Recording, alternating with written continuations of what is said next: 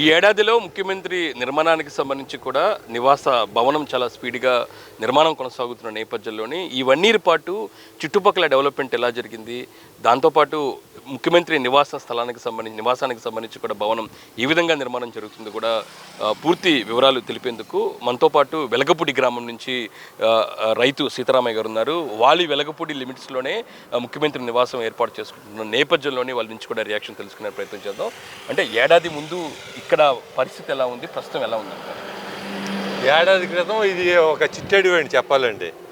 మొత్తం పిచ్చి కంపతోటి మొత్తం జగన్మోహన్ రెడ్డి పుణ్యమంట ఒక అడవిని తలపించాడు. బాబు గారు ఎప్పుడైతే బాబు గారు తీసుకోవడం కాదులేండి, ఆయన ముఖ్యమంత్రి అయిన తర్వాత ప్రమాణ స్వీకారం అయిన తర్వాత ఆ ముళ్ళ కంప పీకడానికి టైం పట్టిందండి. కోట్ల రూపాయలు ఖర్చు అయింది. తర్వాత నెక్స్ట్ స్టెప్ ఏంటంటే బాబు గారు ఇక్కడ శంకుస్థాపన చేయటము, ఈ ఏరియా మొత్తము E6 కానీ N10 కానీ మొత్తం డెవలప్ అవటం కానీ ఏదైనా కానీ రాబోయే రోజుల్లో ఒక బంజారా హిల్స్, జూబ్లీ హిల్స్ ఆ టైప్లో అవుతుందని చెప్పి మా ఆలోచన అండి. 2-3 నెలల్లో బాబు గారు కూడా గృహప్రవేశం చేస్తారని చెప్పి మేము అనుకుంటున్నామండి. దాని పక్కన నారాయణ గారు కూడా 2500 గజాలు తీసుకొని ఆయన గారిది కూడా మొదలుపెట్టారు. బాబు గారిది కూడా ఏదైనా కానీ మొత్తం మొదలుపెట్టారు. బాగానే జరుగుతుంది. పనులు కూడా నిరాకంఠంగా జరుగుతున్నాయి. అమరావతి అనేది ఒక విజన నాయకుడు కాబట్టి బాబు గారు అభివృద్ధి చెందిద్దని చెప్పి మేము పూర్తి నమ్మకంతో ఉన్నామండి. అంటే చంద్రబాబు గారు తీసుకున్న ఇంటి స్థలానికి సంబంధించి ఒకసారి ఎక్స్ప్లెయిన్ చేయండి. ఎందుకంటే ఏడాది క్రితం మనకు తెలిసి డిసెంబర్-జనవరికి ప్రకటించారు ఇక్కడ ఇంటి నివాసం ఏర్పాటు చేసుకుంటామని. ఆ ప్రక్రియ ఎలా జరిగిందంటారు? మీ గ్రామం నుంచే రైతు నుంచే ఈ రిటర్నబుల్ ఫ్లాట్ల కింద వచ్చిన దాన్ని కొనుగోలు చేసి మరి ఇక్కడ నివాసం ఏర్పాటు చేసుకుంటున్నారు, ఎలా అనుకుంటున్నారు? ఇప్పుడు ఆయన ఇది ఒక్కటే కదండి, ఇప్పుడు 4-5 ఫ్లాట్లు చూశారు.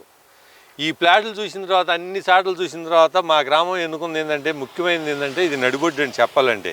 పక్కన NGOs బిల్డింగ్లు కానీ, రేపు కట్టబోయే హైకోర్టు కానీ, సెక్రటరీ కానీ, ఎమ్మెల్యే క్వార్టర్స్ కానీ ఇదంతా చుట్టుపక్కల అందుబాటులో ఉంటారు, అధికారులు అందుబాటులో ఉంటారని చెప్పి మా గ్రామానికి సంబంధించిన కంచెర్ల సాంబశివరావు, కంచెర్ల ఓంకారు, కంచెర్ల శాంతికిరణ్ అనే 3 రైతులతోటి మాట్లాడండి. ఏదో దౌర్జన్యంగా భయపెట్టి లాక్కోవడం చేయటం లేదండి. వాళ్ళని మాట్లాడుకొని 25,000 గజం వాళ్ళు ముగ్గురుది మామూలుగా 25 ఎకరాలకి 25,000 గజం అండి ఇచ్చింది. 25 ఎకరాలు పూలింగ్కి ఇస్తే కనుక 25,000 గజాలు ఒకటే ప్లాటు వచ్చింది. దాన్ని తీసుకున్నారు, శంకుస్థాపన చేశారు. ఆగమేఘాల మీద పనులు కూడా బాగా జరుగుతున్నాయి. ఇప్పుడు ఎందుకంటే ఇంటీరియర్ వర్క్ అండి, లోపల ఆ పనులు కూడా చేస్తున్నారు. అన్నీ బాగానే ఉన్నాయండి. ఏదైనా కానీ వెలగపూడి అనేది వెలుగుతుందండి చెప్పాలంటే. వెలగపూడి అనేది ఒక వెలుగు. అంత ముంగల సెక్రటరియట్ అప్పుడు శంకుస్థాపన జరిగినప్పుడు అప్పుడు కొంచెం సంతోషం ఉంది. ఇప్పుడు బాబు గారు ఇల్లు కట్టుకోవడం వలన మహా సంతోషంగా ఉంది, ఆనందదాయకంగా ఉందండి. ఇప్పుడు నిర్మాణం అంటే బాబు గారి ఇల్లు, నారాయణ గారి ఇల్లు అవి ఒకటే కాదండి. పక్కన రోడ్లు కానీ ఇప్పుడు పక్కన ఉన్నాయండి, చెట్లు గ్రీనరీగా చెట్లు పెడుతున్నారు. డ్రైనేజీ కానీ, కేబుళ్ళు కానీ, రోడ్లు కానీ అయినా కానీ పనులు నిరాకంఠంగా పనులు అసలు ఆగటం అనేది లేదండి. పనులన్నీ చేస్తూనే ఉండాలి, జరుగుతూనే ఉన్నాయి. ఏదేమైపోయినా బాబు గారు 2027 చివరికి ఫ్లాట్లు డెవలప్ చేస్తామని చెప్పారు, మొన్న కూడా చెప్పారు. దాని తగ్గట్టుగానే మొన్న చట్టం అనేది కూడా మాకు ఒక ముద్ర పడిందండి, రాజముద్ర మెయిన్. ఆ రాజముద్ర పడటం కూడా మాకు సంతోషకరంగా ఉంది. పక్కనే వాల్సిన వాళ్ళు రైతులు కూడా పూలింగ్ ఇవ్వడానికి కూడా సంసిద్ధత వ్యక్తం చేశారని తెలిసిందని మన బాబు గారితో మీటింగ్ కూడా జరిగింది. ఏదేమైపోయినా కానీ బాబు గారి నమ్మకంతో, ఒక విజన్ ఉన్న నాయకుడు కాబట్టి బాబు గారి మీద నమ్మకంతో ఇదంతా. ఇంకొకటి రోడ్ల నిర్మాణం చేయడమే కాదు, రోడ్ల నిర్మాణానికి సంబంధించిన భాగంగా ఇన్ఫ్రాస్ట్రక్చర్ డెవలప్మెంట్. ఇది మనం E6 రోడ్డు చూసినట్టయితే ఇంత అద్భుతంగా డెవలప్ చేశారు. ఎందుకంటే ప్రధానంగా చెట్లతో పాటు చుట్టుపక్కల drainage, storm water, ICD cables అన్నీ డెవలప్ చేస్తారు. దాని గురించి ఏమనుకుంటున్నారు మీరు? ఏమండి, జనం అందరూ అనుకుంటారు, ఒక మాట మాట్లాడుతున్నారు, అమ్మో రోడ్డుకి కిలోమీటర్కి ఎంత అవుతుందా, అడుగుకి ఎంత అవుతుందా, ఇవన్నీ అంటున్నారు. ఇక్కడికి వచ్చి చూడండి, అండర్గ్రౌండ్ అనేది. ఇప్పుడు రోడ్లు బయట అయితే ఏముందండి, పక్కన కొద్దిగా మట్టి తీసేస్తారు, రోడ్లు పోసేస్తారు, స్పీడ్గా అవుతుంది.